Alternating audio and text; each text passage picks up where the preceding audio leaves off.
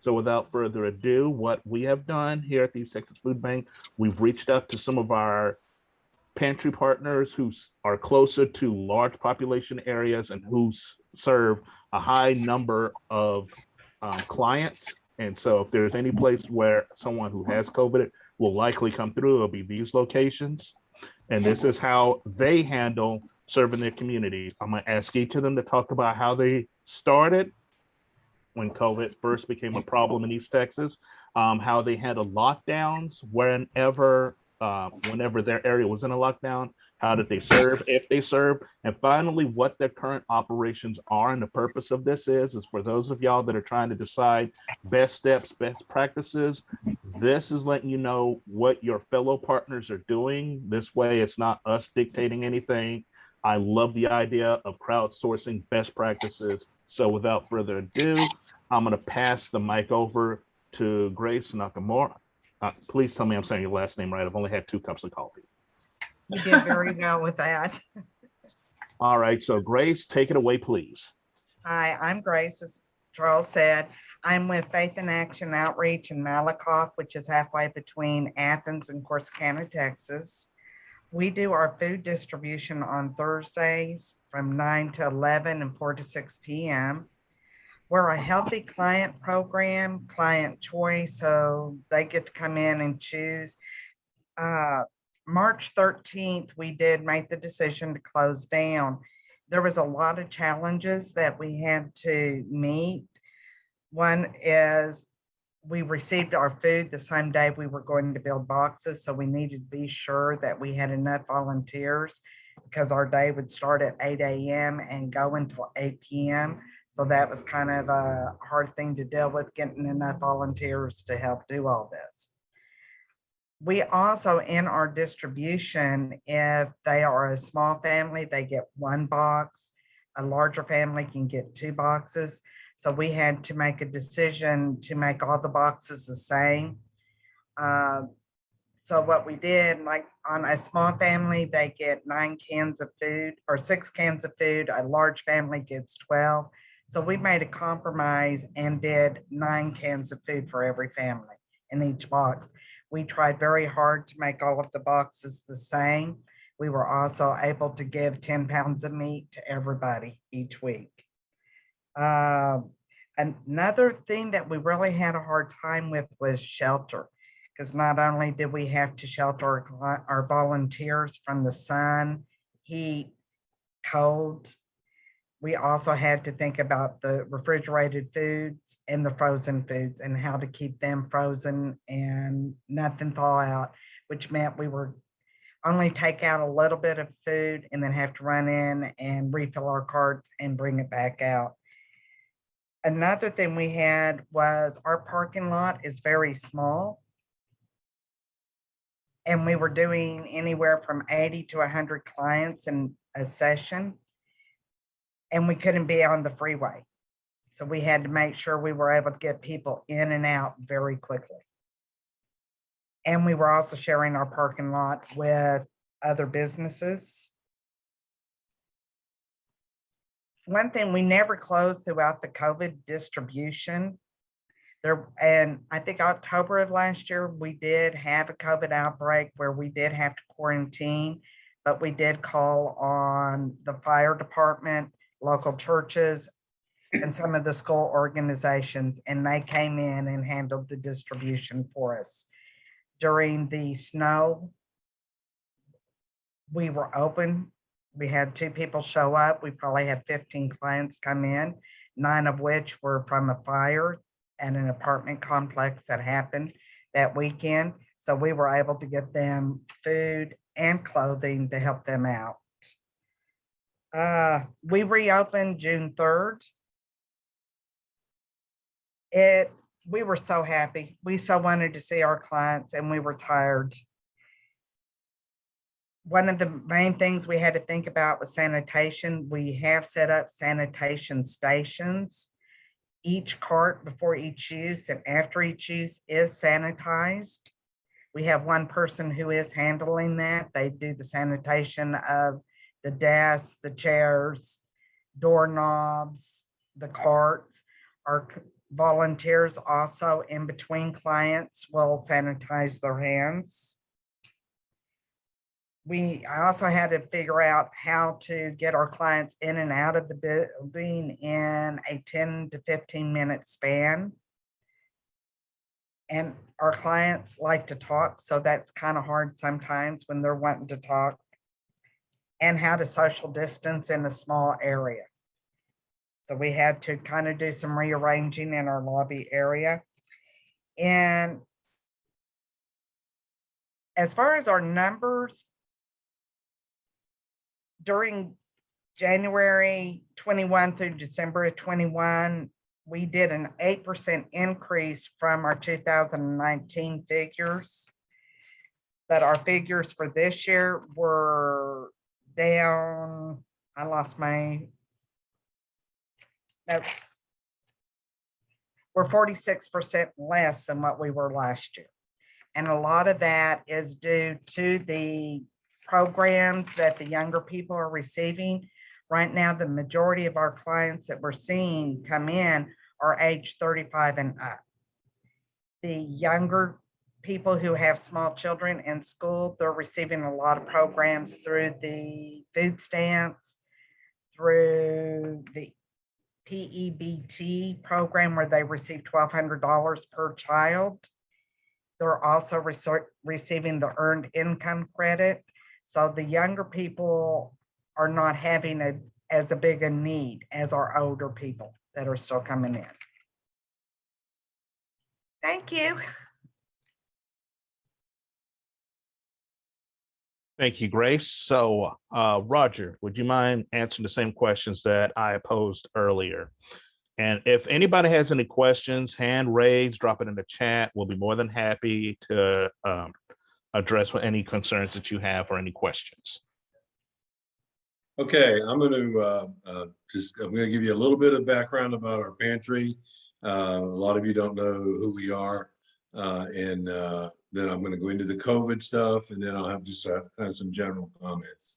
So as background, we are the David Powell Pantry. We're located on the ground, excuse me, on the grounds of the First Methodist Church in Lindale. Pantry was first started somewhere around 40 years ago, like most pantries, in the closet of a church, and it expanded over the years. 13 years ago, I took over as the general manager of it, and we moved into a brand new facility, again on the church grounds, and we also became a more ecumenical organization at that time. So while the First Methodist Church continues to be our anchor church, we have it varies off and on, but from basically 10 or 11 churches that are actively involved in this outreach. We went to client choice about 5 years ago, and prior to that, for several years, we were in what I could call a modified client choice, where they didn't really get to come in and shop, but they used more of a grocery list type thing. But for the past 5 years, we've been in full client choice mode. Our clients, they love it. They just think the world of it. And I'll address this when we get into COVID, but they were very excited when we went fully back to that model. We manage that through a process we call monetized tokens. So each client gets a certain amount of tokens when they check in, and the quantity or the value, if you will, is based on the family size. So larger families get more tokens. We are open 6 times a month. We're open every week. 1 week could be Tuesday and Wednesday morning. The next week will be Tuesday evening. And we just keep every other week. That's how we do that. So it ends up being 6 times a week or a month. And we serve between 25 and 45 clients every time that we're open. Now, clients can come twice a month. So later in the month, a lot of those clients have already been there once. But our numbers are down probably in the vicinity of around 40% from our pre-COVID numbers. They went down immediately with COVID. And I will say that we never closed during COVID. We were open continually on our normal schedule. It's just our procedures, and I'll talk about that as next. In March 2020, we had to implement some pretty rigid procedures in order to be able to stay open. Starting at that point, our clients stayed outside and our volunteers stayed inside. We were fortunate when we designed the building that we have 2 windows into what we call our waiting room. We never intended to use the windows for anything other than to let some daylight in. Well, they were perfect for our setup for this. We used one window. The client would come up to the window and check in. So inside the window was a volunteer working the database, Oasis Insight.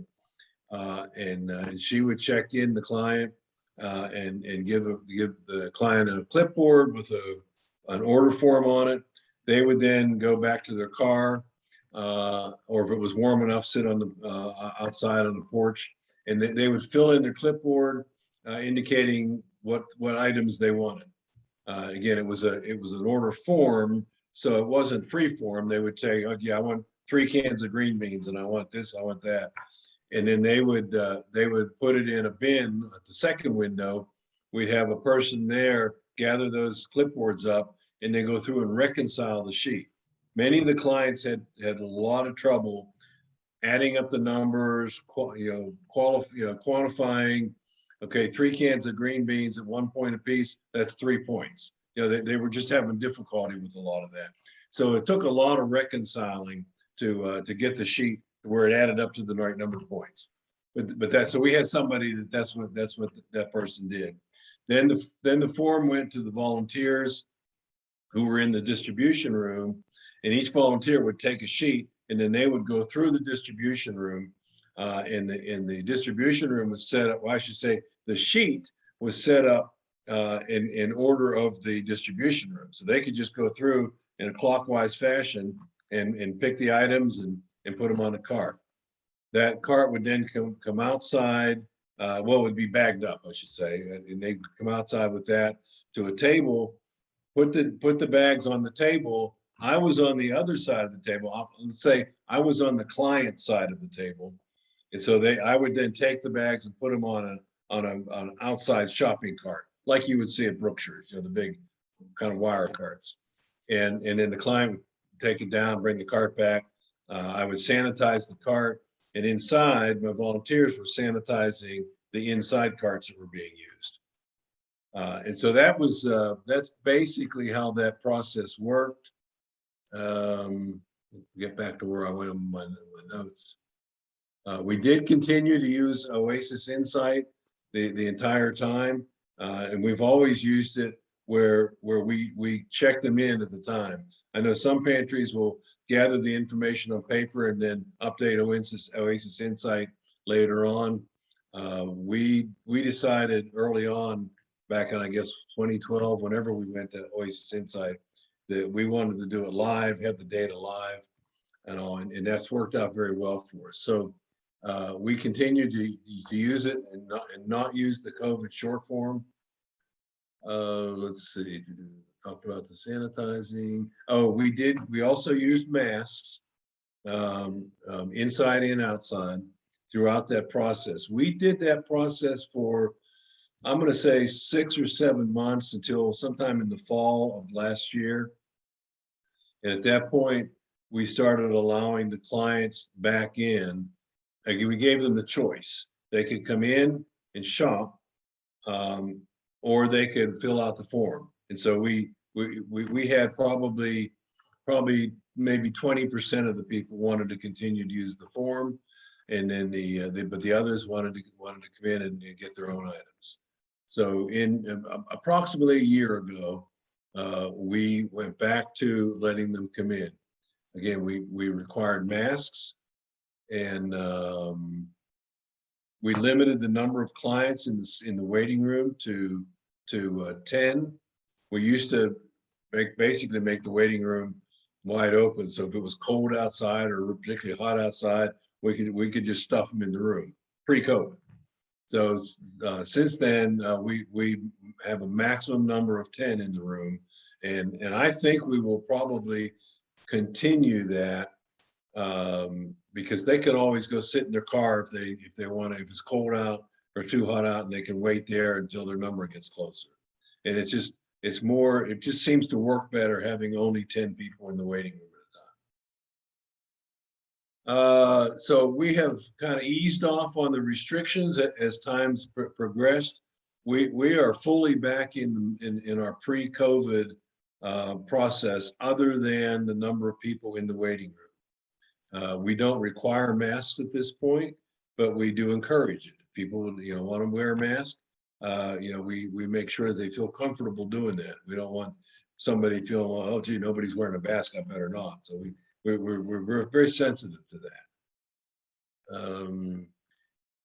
We talked about the people. We had a drop off in some of our volunteers.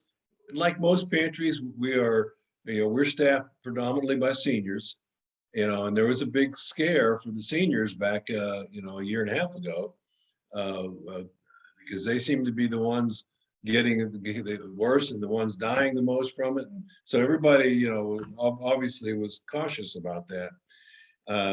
We have a church, Rose Heights, which is their central church is in Tyler, but there's a what I call satellite church in Lindale, which is fairly new. And it's a younger congregation. They came to us and said, can we help? And I mean, it's like, I'm sure God sent, but he didn't give me that message, but they came and they helped us out with staffing. We needed people inside that would fill these orders that were being done on forms. We needed people to fill those, and boy, they were there and helped out for a number of months until our other volunteers started feeling comfortable to come back. Most of our volunteers have come back. We still have a few that did not. We've also been blessed with very little outbreak of COVID in our volunteer ranks. We've had some. My wife and I both got COVID. Both of us had very, very mild cases. Mine didn't seem anything more than an allergy. Hers, she lost her sense of smell and taste for a week, and then had allergy type symptoms. But then she was okay. So we both experienced it, but very, very mild. I've had a few others like that. I've only had a couple cases of people that were, actually, I didn't have anybody hospitalized, but I did have a few that had it really bad and had to get on some pretty heavy duty medication. We're not knowledgeable about who in our client ranks might have had COVID. That's just not something we're supposed to be asking people about, so we kind of stay away from that. But all of our clients are pretty much back that we know of. So I think that was really what I wanted to cover. Charles, did I miss anything that you wanted me to cover on that before we have questions? No, sounds like you hit all the high points. Besides, okay. This will give us a little more time for us to answer any questions that any of our partners have. Misty, same questions to you. How did you handle things when COVID first came out? During any lockdowns? How are you doing it currently? And have you had any success? I'm gonna throw this one at you. Have you had any success in getting a younger generation of volunteers to come in? All right. Well, my name is Misty. I'm glad to be with y'all. It's been way too long. And we are in Marshall, Texas. So just like all of us, we have had a lot of twists and turns for the last 18 months. So in March 14th, we called in staff and key people on that Saturday and said we need to be ready to pivot when the doors open Monday, and started working on our plan. So prior to the pandemic, we were what I would call a high interaction pantry, or a client choice. A volunteer assisted every guest from our community who came for food through the food pantry process. A lot of talking, a lot of sharing. And so our pivot was really different, and it kind of felt like wearing clothes that didn't fit us for a while. So when we opened on that Monday after we met on the 14th, we went curbside. We had to be fast because our parking lot is not big. And so we just pivoted to a curbside model with pre-boxed food items rather than client choice. We gave each volunteer who was packing food boxes their own cart, and we labeled it. And that was their cart for the day, and no one else touched their cart. So that we only had to sanitize that cart at the end of the shift. And we had one volunteer who worked outside who wrote down people's names and the information we needed for the COVID form. And we delivered the food to their trunks or their back seats. And we masked during that process just to be on the safe side. And we did that process from March until July.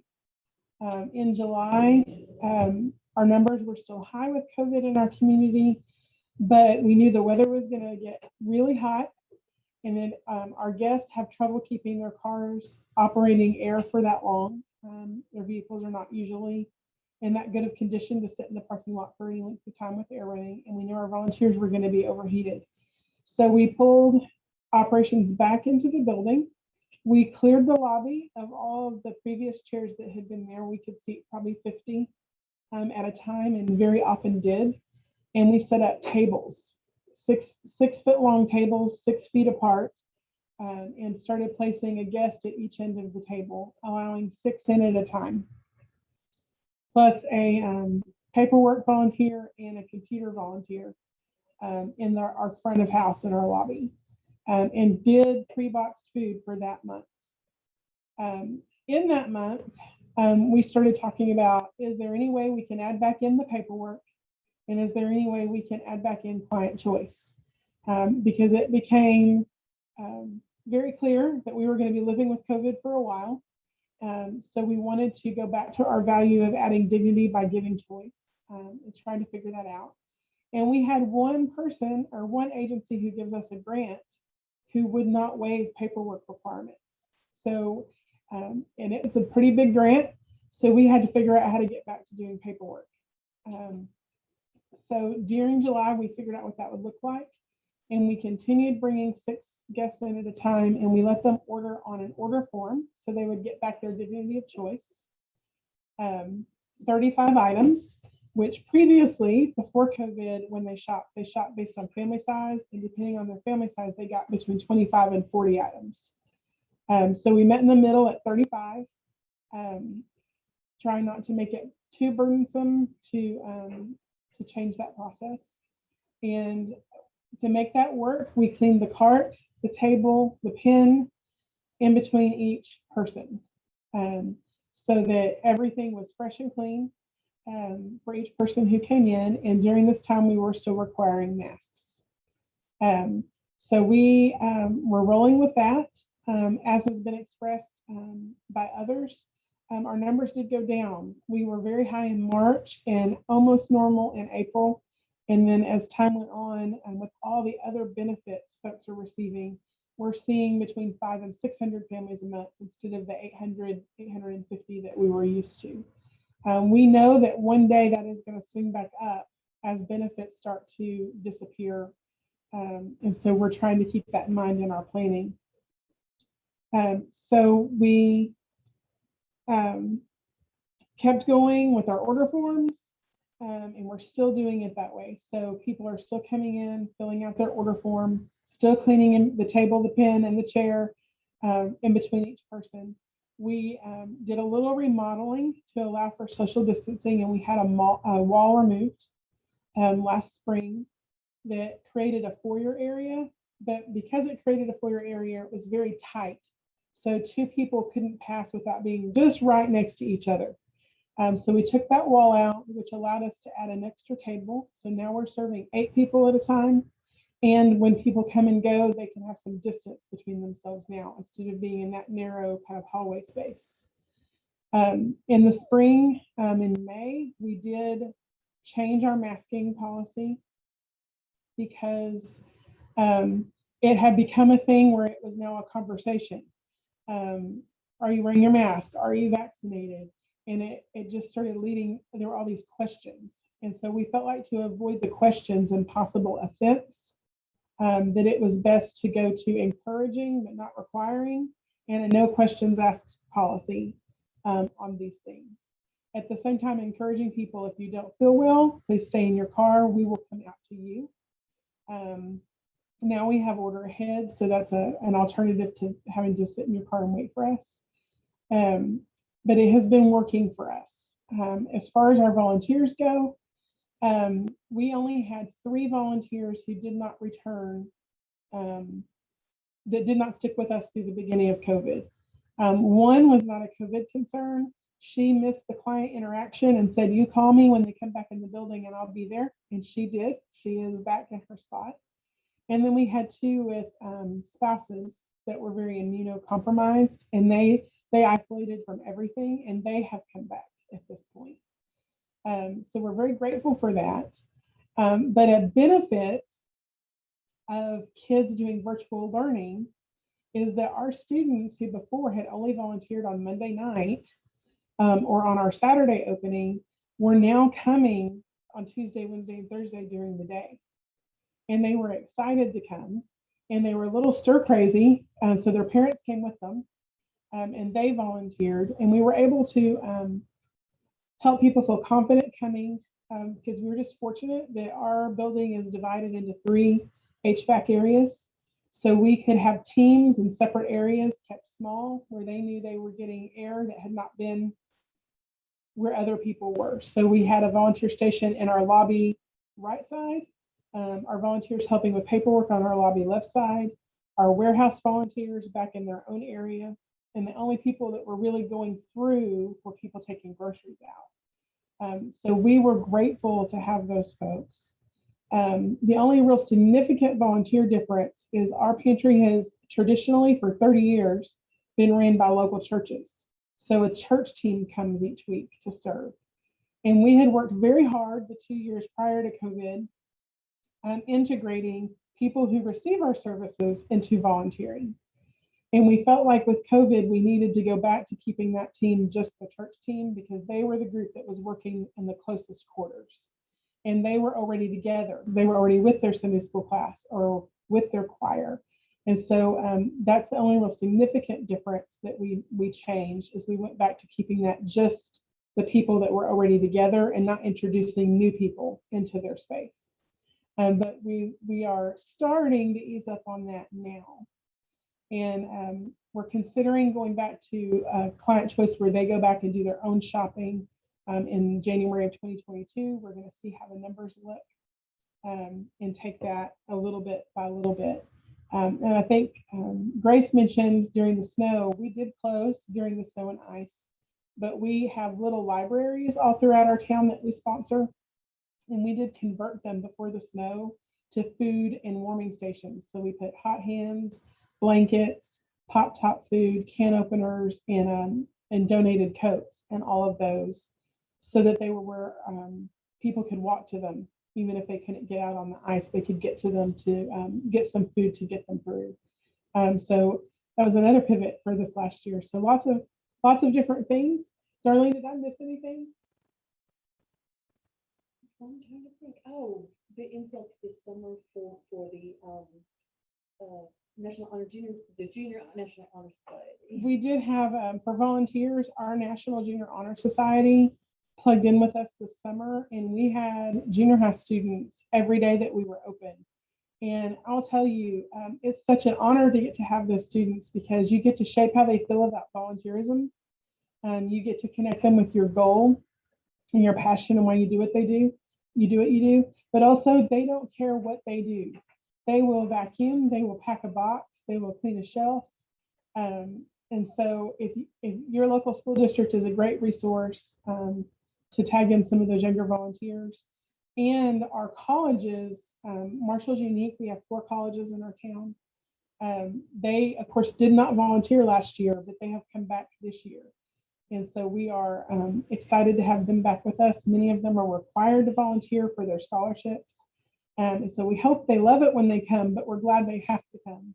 And we get to make use of those. We had some football players this morning from UTBU.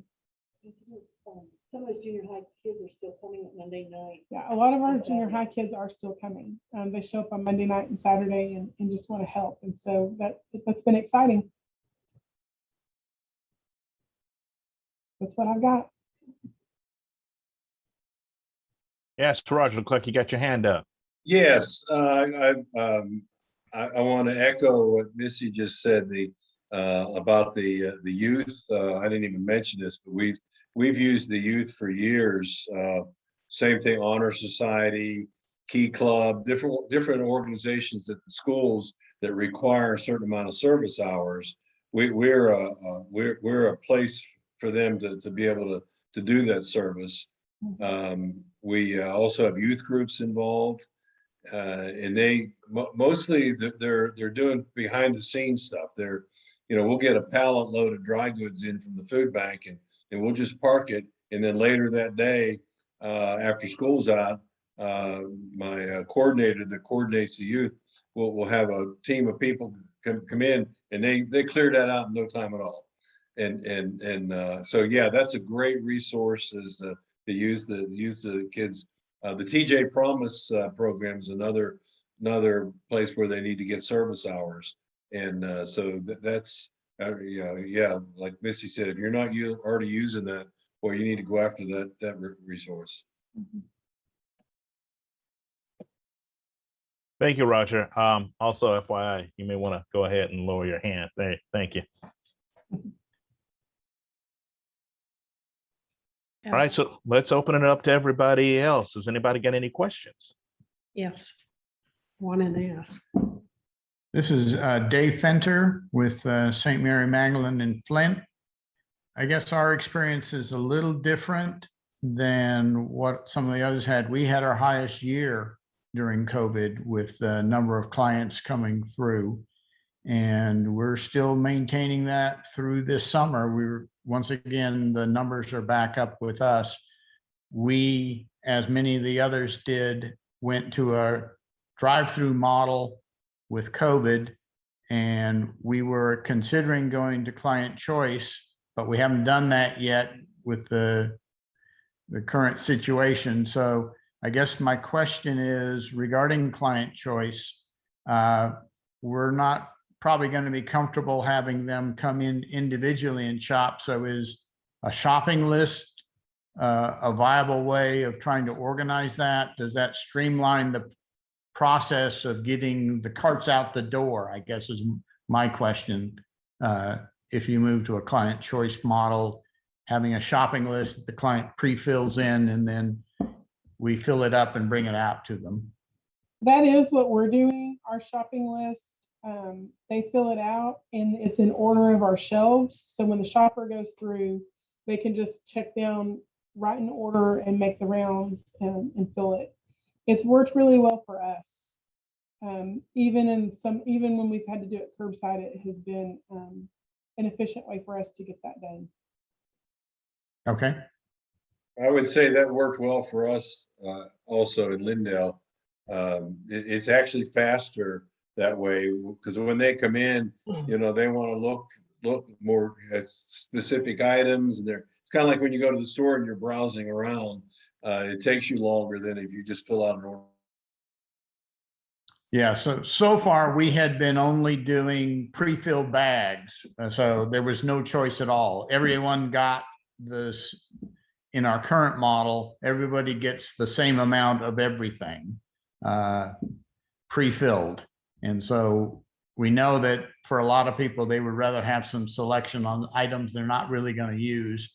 Some people being gluten intolerant and what type of canned goods they want and some other stuff. So question on, and it sounded like probably the most efficient way is to do a shopping list, let them pick items off of that and then fill the cart based on that.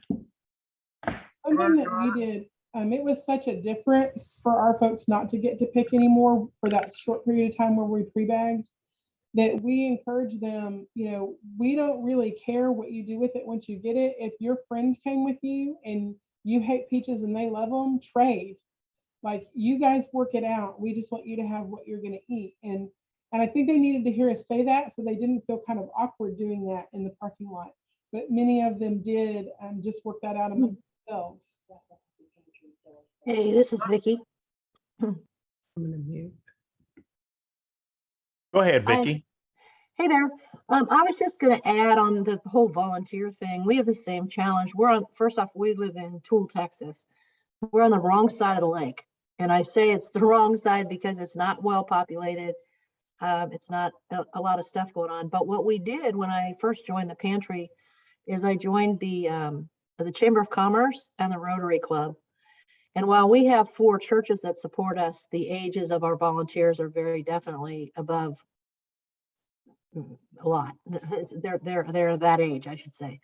So when I reach out to the Chamber and the Rotary Club, or either or, I always get great feedback. So really about 90% of our volunteers to this day now are what I call community at large versus one of the church organizations.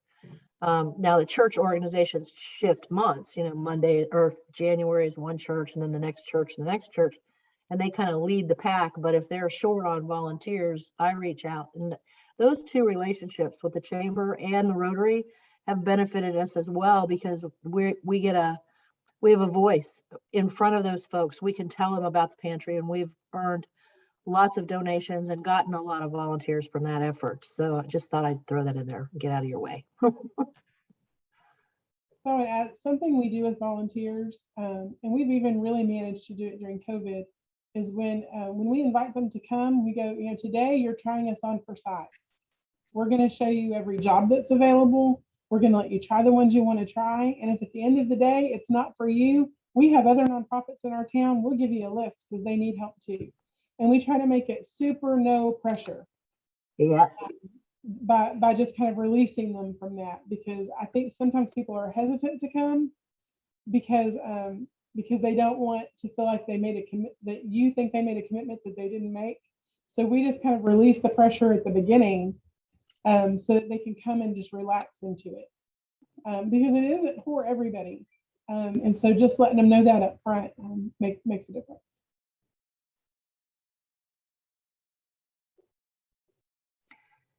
Good job, you guys. Thank you. All right, is there anybody else that has a question? We're coming close to the end here. I see one hand up.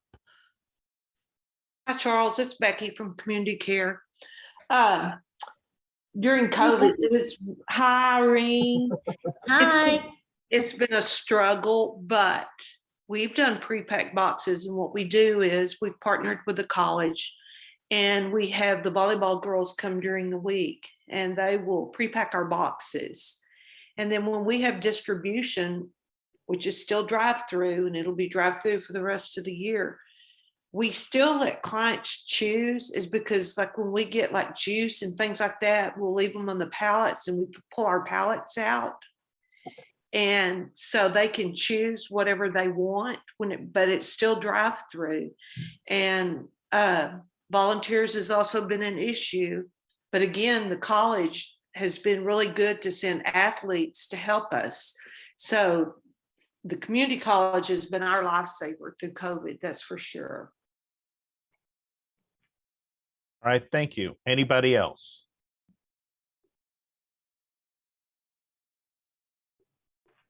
Charles, Yes, Irene. I wanted to say first, thank you very much to Roger and Grace and Misty for taking the time today to share what they do at their pantry. And also, if any of our other pantries, no matter if you're doing client choice or if you're doing drive-through, I would very much encourage you to take a day and go to either of these 3 pantries that spoke today. Watch what they do, see if it's something that you like, take the good away, leave the bad. One of my takeaways today, Misty, thank you for saying that your volunteers push the carts through and only that one volunteer uses that cart that day. Something to think about in the way we do things, just one little change like that, that might help eliminate spreading germs, etc. I love that. That was a good takeaway for me. Also, I wanted to tell everybody to think about, if you didn't get to attend the SNAP session with Amanda that talked about the CAP money that you can get for doing food stamp applications, get with us, let us help fill you in on what her session was about.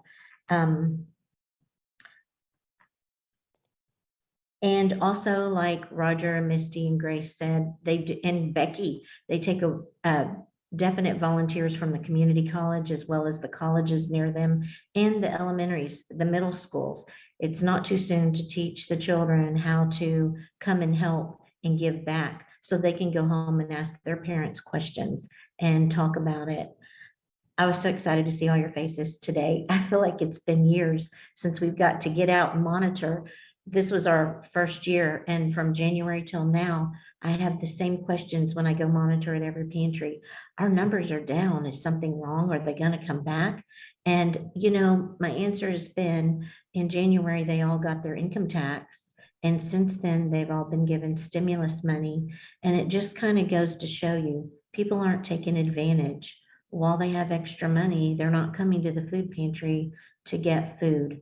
But I know that the pantries too miss the interaction. They have seniors who depended on coming and having a arm around them. Hello, how are you doing? How are things going? So I know that the clients have missed that interaction with y'all as much as your volunteers have missed it with them. So don't hesitate to reach out to us. Hopefully, if we haven't been to your pantry, we'll be there before January. We're lucky to get by one time a year. Reach out to us if you want to get Misty and Roger and Grace's information.